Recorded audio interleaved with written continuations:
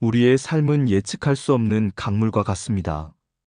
때로는 잔잔하게 흐르지만 때로는 거센 물살에 부딪히며 예상치 못한 방향으로 흘러가기도 합니다.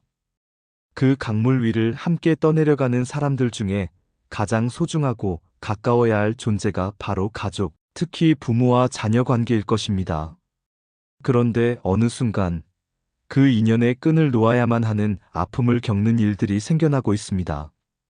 오늘은 부모를 버리는 자녀, 인연을 끊어야만 하는 순간이라는 어찌 보면 무척 아프고 슬픈 주제를 함께 이야기해 보려 합니다. 하지만 이 이야기가 단순히 슬픔으로만 끝나지 않고 우리 모두의 삶에 작은 지혜와 위로가 되기를 바랍니다. 자녀와의 관계 단절, 이 단어만 들어도 가슴 한켠이 저릿해오는 분들이 계실 겁니다.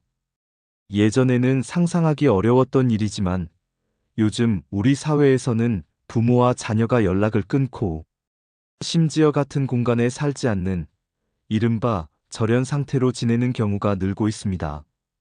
가정폭력이나 지나친 간섭, 그리고 세대 간의 가치관 차이, 경제적인 어려움 같은 다양한 이유로 인해 이러한 단절이 발생하곤 합니다. 이처럼 깊어지는 관계 단절의 그림자는 우리가 함께 살아가는 공동체에도 점차 스며들고 있습니다.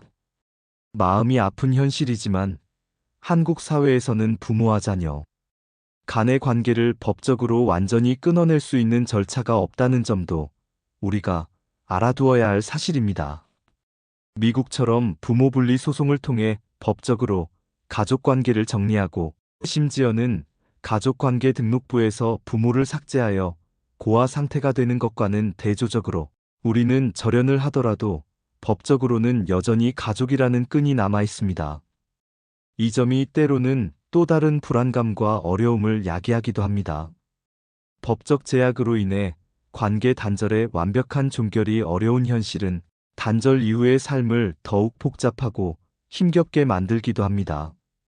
특히 경제적으로 독립하기 어려운 자녀의 경우 부모와 관계를 끊은 뒤 더 큰 경제적 위기에 직면하기도 하고 부모가 언제 자신을 찾아올지 모른다는 불안감에 시달리기도 합니다. 이러한 상황은 자녀들에게 심리적, 경제적 이중고를 안겨주며 사회에 대한 불신과 고립감을 더욱 심화시킬 수 있습니다. 그렇다면 왜 이런 가슴 아픈 단절이 생겨나는 걸까요? 그 원인은 실로 다양하고 복잡합니다. 가장 큰 원인 중 하나는 바로 가치관과 세대 차이입니다. 특히 자녀가 청소년기에 접어들면 자신만의 생각과 주관을 확립하고 부모로부터 독립적인 존재로 인정받고 싶어하는 욕구가 강해집니다. 하지만 부모는 자녀에게 자신의 삶의 방식이나 성공 기준 혹은 특정 가치관을 강요하거나 자녀의 진로와 삶의 방향에 지나치게 개입하는 경우가 많습니다. 내가 널 위해서 하는 말이야. 세상 물정 모르는 너에게는 내가 오라와 같은 부모님의 진심 어린 걱정과 조언이 때로는 자녀에게는 넘을 수 없는 벽처럼 느껴지기도 합니다. 자녀의 개성과 자율성을 존중하기보다는 부모의 경험과 성공, 방식을 답습하기를 바라는 마음이 오히려 관계의 균열을 일으키는 원인이 됩니다. 과도한 학업 압박 또한 중요한 원인으로 작용합니다. 우리 사회는 그 어떤 사회보다도 학업 경쟁이 매우 치열합니다. 부모님들은 자녀가 더 나은 미래를 살아가길 바라는 간절한 마음에 혹은 사회적 성공이라는 잣대에 갇혀 자녀의 학업에 대한 기대를 너무 높게 가지기도 합니다. 이는 자녀에게 엄청난 스트레스와 중압감을 주어 학업, 성적이라는 굴레 속에서 부모와 자녀의 관계를 멀어지게 만드는 치명적인 요인이 됩니다. 자녀의 행복과 안녕보다는 명문대 진학이나 좋은 직업이라는 목표에 매몰되는 순간 진정한 소통은 사라지고 의무와 통제만이 남게 됩니다. 의사소통 부족도 빼놓을 수 없는 핵심 문제입니다. 부모와 자녀가 서로의 이야기를 귀 기울여 듣고 솔직하게 마음을 터놓는 것이 건강한 관계의 기본입니다.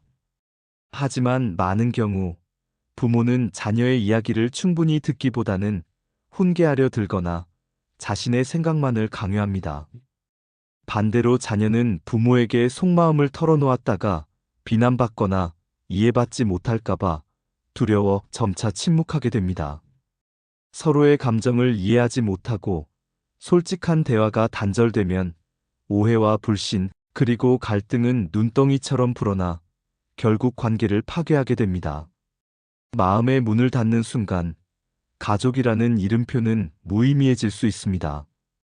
지나친 통제와 자율성 부족 역시 관계 단절의 주요 원인입니다. 부모가 자녀의 모든 것을 결정하고 통제하려 들면 자녀는 자신의 삶을 스스로 결정할 기회를 잃게 됩니다. 사소한 옷차림부터 친구 관계, 진로 선택에 이르기까지 모든 것을 부모가 정해주려 한다면 자녀는 숨이 막히는 답답함을 느끼게 됩니다. 자율성을 잃은 자녀는 부모에게 반항심을 느끼거나 혹은 무기력감과 자존감 저하로 고통받게 됩니다. 이러한 통제는 자녀의 독립적인 인격체로서의 성장을 방해하고 결국 부모로부터 벗어나려는 강한 욕구를 유발합니다. 그리고 가장 심각하고 비극적인 원인 중 하나는 바로 가정폭력입니다. 신체적, 정서적, 성적 학대는 자녀에게 치유하기 어려운 깊은 상처와 트라우마를 남깁니다. 이런 상처는 단순한 갈등을 넘어 관계 회복을 거의 불가능하게 만들고 자녀는 스스로를 보호하고 생존하기 위해 부모로부터 벗어나려 할 수밖에 없습니다. 폭력은 사랑이라는 이름으로 결코 정당화될 수 없으며 관계를 뿌리째 뽑아버리는 독약과 같습니다. 폭력의 피해를 겪은 자녀에게 부모는 더 이상 보호자가 아닌 가해자로 인식될 수밖에 없습니다. 부모와의 관계 단절은 자녀에게 어떤 영향을 미칠까요? 그 파급 효과는 생각보다 훨씬 광범위하고 심각합니다. 가장 먼저 정서적 고립감을 느끼게 됩니다.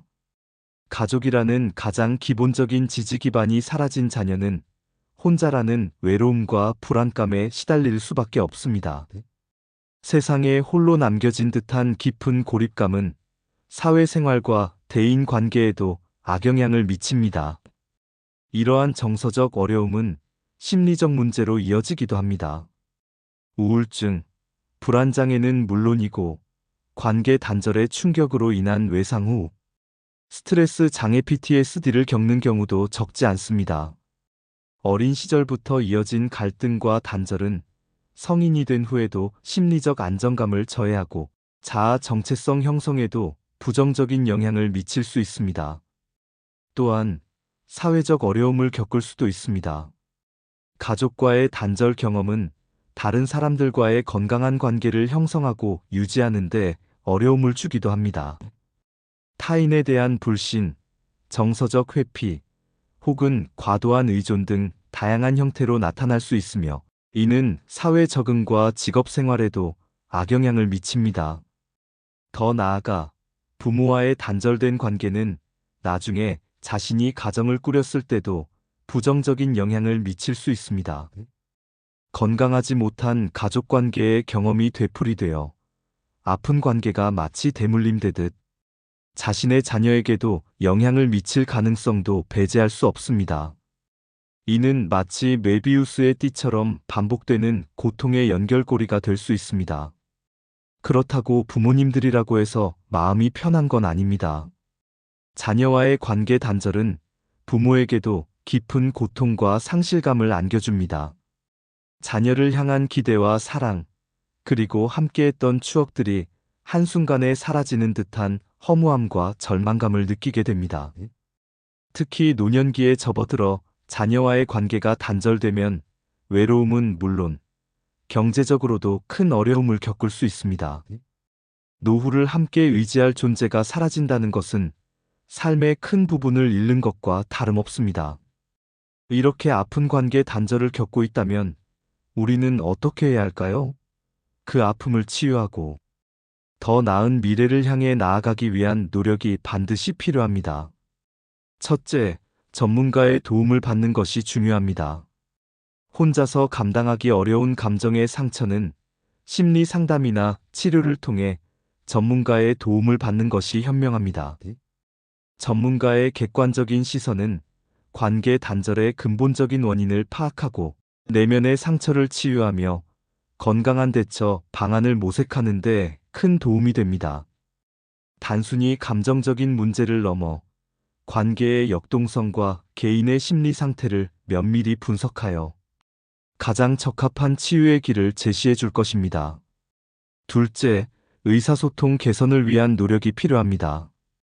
비록 당장 관계를 회복하기 어렵더라도 가능하다면 서로의 감정을 이해하고 솔직하게 이야기할 수 있는 기회를 만드는 것이 중요합니다.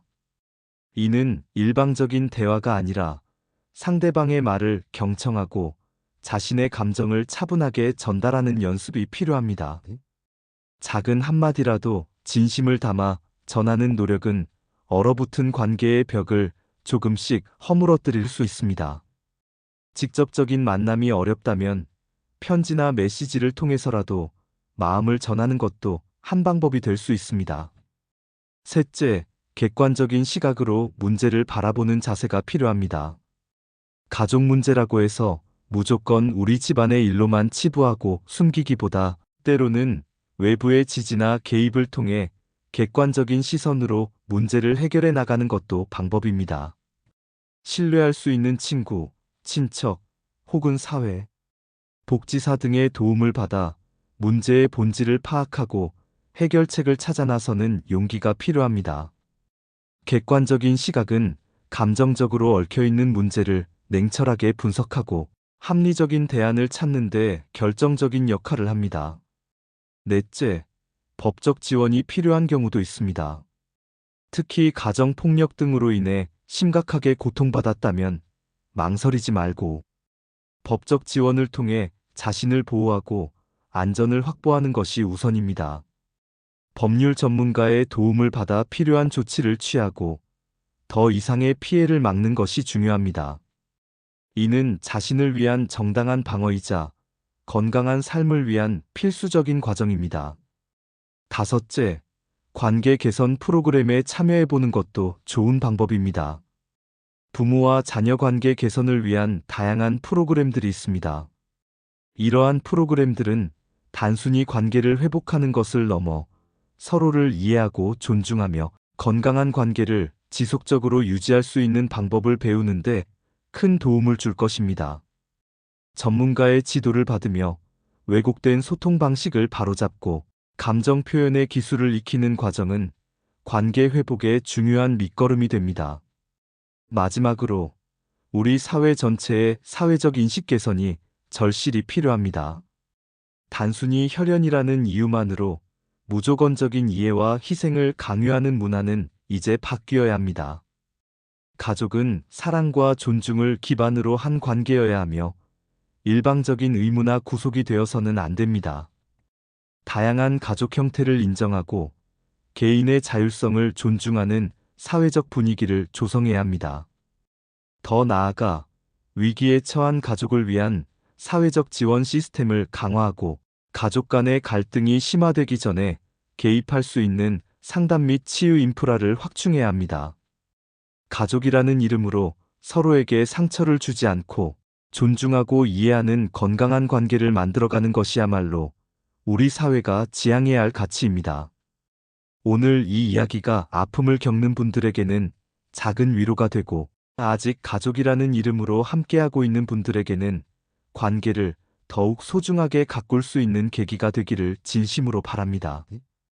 우리가 함께 나누는 이 이야기가 우리 사회의 가족 관계가 더욱 따뜻하고 건강하게 변화하는데 작은 씨앗이 되기를 희망합니다. 다음 시간에도 여러분의 삶에 도움이 될 만한 따뜻한 이야기를 가지고 다시 찾아뵙겠습니다. 감사합니다. 영상이 마음에 드셨다면 구독, 좋아요 부탁드려요.